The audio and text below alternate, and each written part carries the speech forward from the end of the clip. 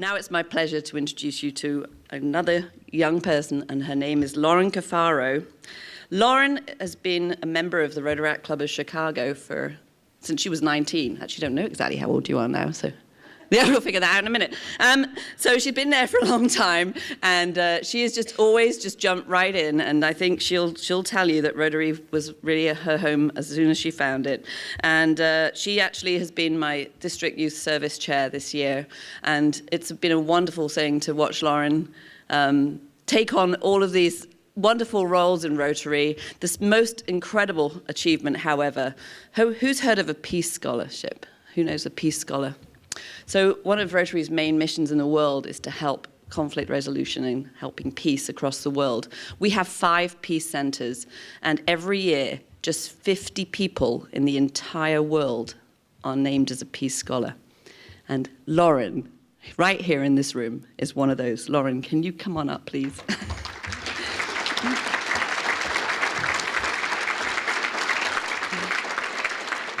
And I promise you we didn't script it this way, but there's a British theme running through here, because guess where Lauren's going to be going? She's going to be going to Bradford, England to study peace, right?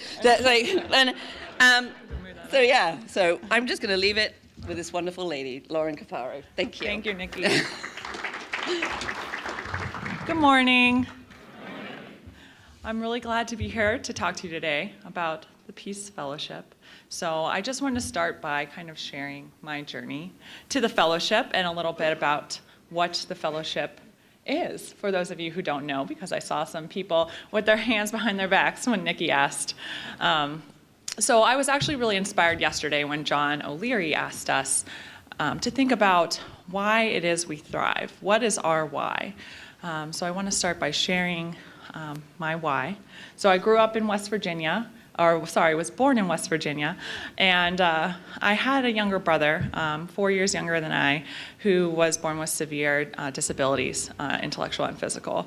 And growing up with my brother, I was exposed to a lot of unique situations, people of differing abilities.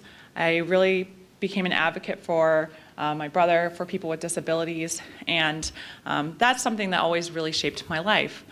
Going into college, I went to Northwestern University, and I went to study theater at Northwestern, so couldn't be more different from what I'm doing now. But Nikki talked about serendipitous moments that we all have.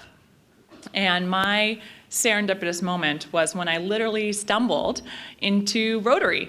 It was my very first week at Northwestern, and I had just come back from an absolutely amazing and life-changing experience as a youth ambassadorial delegate to Egypt, to a peace conference that was hosted in Egypt. So here I was, freshman, first week of school. I had the travel bug, and I was just desperate to get back out there in the world. And I'm walking to my orientation session, and I have my head down, and I'm thinking about who knows what, the dorm, the bad food, and I see a big flyer, and all it says is, "Do you want to go to Ecuador?" And I said, "Yeah, I do want to go to Ecuador." So I showed up at the meeting. It was the Rotary Club of Northwestern University, and they said at the very first meeting, straight to the point, "Who wants to help plan the trip to Ecuador?" I said, "I volunteer." And from that day forward, I was a member of the Rotary Club of Northwestern University. So it has been 8 years that I've been a member of Rotaract, and I don't think I could have known at the time, but while I was pursuing my studies of theater and all thing arts and stage, I was actually fulfilling a very important part of my life through Rotaract. I'm sure it's something that all of you in the room have experienced in Rotary, but I found that Rotaract, that the service element, that creating cultural bridges and understanding other people all around the world in Rotary became the most fulfilling part of my life.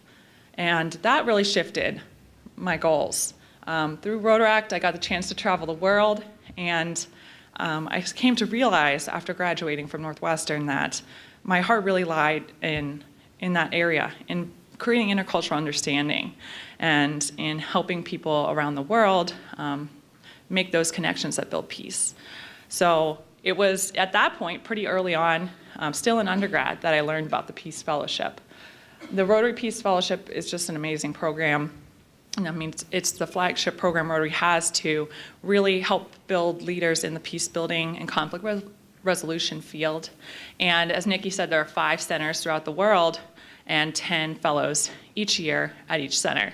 So since undergrad, I had in my mind, this is my next step. But there was a problem, and it's that they don't allow you to apply right out of undergrad. You have to work for 3 years. So I got a job in the field in Chicago, and I, in the back of my mind for many years, said, I'm going to apply. So I was lucky enough to be involved in the Rotary Club of Chicago at that point, and got the great support of the district and of the Rotary Club of Chicago, Rotary One, my sponsor, to apply for the Peace Fellowship. And everyone was in my corner. I couldn't have been more lucky to have the support of my district, and that's crucial in the Peace Fellowship application, which gets revised by the district. Bob Giles, he is a crucial help in the process, and goes on to the International Committee. The first year, everyone said, wow, this is the perfect fit. This is it. Well, I didn't get the fellowship. Yeah, you're surprised, right? Because here I am now. So I actually got a letter from the International Committee. And of course, I was just devastated. I'd spent almost a year on my application. And I got a letter from them that said, well, your application was great. You should reapply.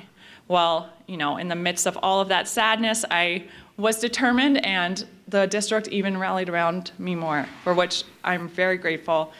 So I spent a total of 2 years applying for this fellowship.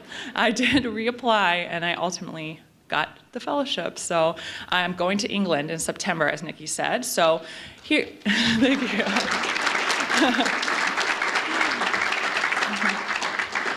So here I am talking to you about the Peace Fellowship, but I have not yet experienced the Peace Fellowship. So what I would like to share with you is something that I've been doing in the meantime while I'm preparing to go abroad.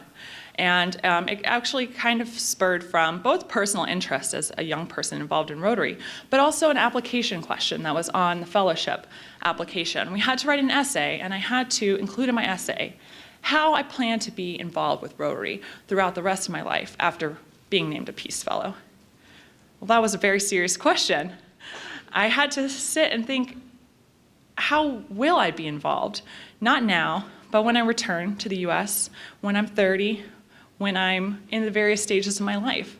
And that was a challenging question for many reasons, and not the least of which is, I'm sure you're all aware of the dialogue in Rotary International about the lack of involvement for people under 40 and the barriers to entry in many clubs for young people. So that became a question I became a little bit obsessed with. Nikki and I had many conversations about that passion that we share. And so I ended up applying for the Rotary Young Professionals Summit. It was held in September in Chicago, and 30 young professionals, Rotarians and Rotaractors under 40 from around the US were selected to fly to Chicago and share ideas on how to get more young people involved. And so I wanted to share today with you just a few of the tools that we can use that we talked about in the fellowship in the Young Professional Summit. The main tool was to think about when you joined Rotary. So in the interest of time, I won't take you through the whole exercise, but I do want to encourage you to think and reflect, when did you join Rotary? And at that point, what was it about Rotary that engaged you? And then if you think about your whole life, were there any points where you fell out of Rotary? Were there any points where Rotary could have done more to engage you? Thinking about my life, I thought, how can I be part of Rotary when I have a young family? When I'm in between jobs, when I'm putting kids through college, or when I'm preparing and saving for retirement? At what point will my local Rotary Club be able to support me? And at what point will I not be able to meet the commitments of being part of Rotary because of those stages of my life? So I like to call it the Rotary life cycle. So to think about in your town, in your life, in the people and life of the people you love, what is the Rotary life cycle? How can people be engaged at every point of their life? And to really honestly sit down and assess and even write down at each stage, what are the barriers to entry in your club? Is it the dues? Is it the meeting time? Is it the different activities you have, the way you organize it? So that's been something that is an ongoing conversation, and I'm really happy to talk to anybody who has an interest in engaging youth at a later date. But I've dedicated my life to peace building and my future to peace building, but so have all of you in this room as being Rotarian. And I believe that the greatest way that we can grow the impact of Rotary, the peace-building potential of Rotary, because that's what it truly is at the heart, is through getting more youth engaged, getting all generations engaged to build a stronger future. So thank you all.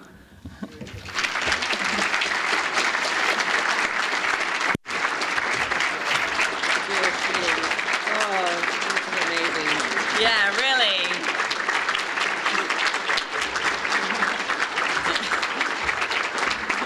And once again, we have a very nice little gift of honoring what you've been doing and everything you're about to do, and making some vaccinations for polio in your name. So thank you so much, Lauren. Thank you, Nikki. What an absolute gem.